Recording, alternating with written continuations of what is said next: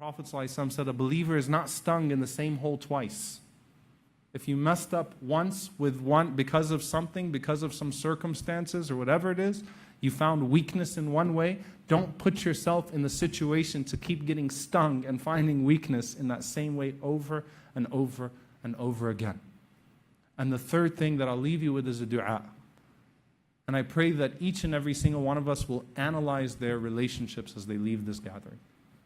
The brothers and sisters who are not married and the brothers and sisters who are married. That you'll analyze your relationships and analyze what is permissible or what is not permissible about those relationships and stop things before they get out of hand. A dua from our Messenger sallallahu alaihi wasallam, which is very profound. And he was asked for a comprehensive dua, and he taught us this extremely comprehensive dua. He said sallallahu alaihi wasallam to say, Allahumma inni as'aluka al-huda wal-tuqa wal-afafa wal-ghina. Allahumma inni as'aluka al-huda wal-tuqa wal-afafa wal-ghina. Oh Allah, I ask you for guidance. But it's one thing to be guided in knowledge. Hidayah fil ilm, wal-rushdu fil amal. Guidance is in knowledge, and then there is guidance in action. So it's one thing to be guided in knowledge. But sins corrupt our heart, and they corrupt our mind, and eventually corruption in our action could even corrupt our knowledge. So the Prophet ﷺ said, say, Allahumma inni as'aluka al-huda wa tuqa. Ask Allah for taqwa, the ability to abandon sin, to stay protected from sin. Taqwa is literally to be shielded from sin. To be shielded from those things that would compromise you being on that path.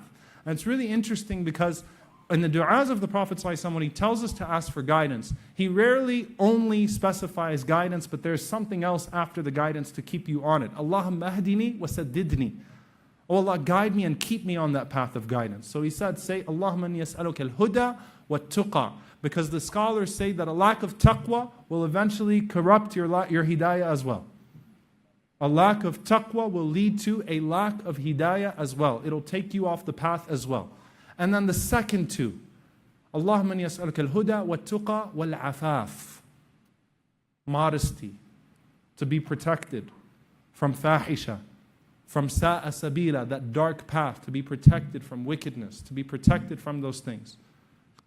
I ask you for protection, modesty, al-afaf wal-ghina, and to be self-sufficient.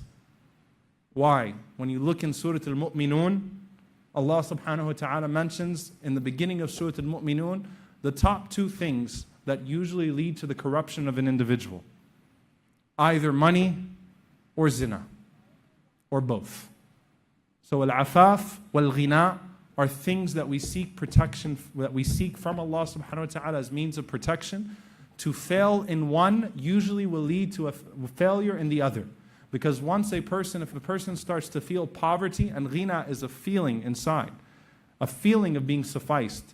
It's both physical and it's a feeling, because some people have a lot from Allah subhanahu wa ta'ala, but they're not feeling fulfilled. Some people, mashallah, they've got the American dream. They've got the spouse, the kids, the house, whatever they call the American dream, all right? Though I'm sure the American dream is always an evolution as well. But some people would have everything. You look on the outside, mashallah, a picture-perfect life, but they're not fulfilled.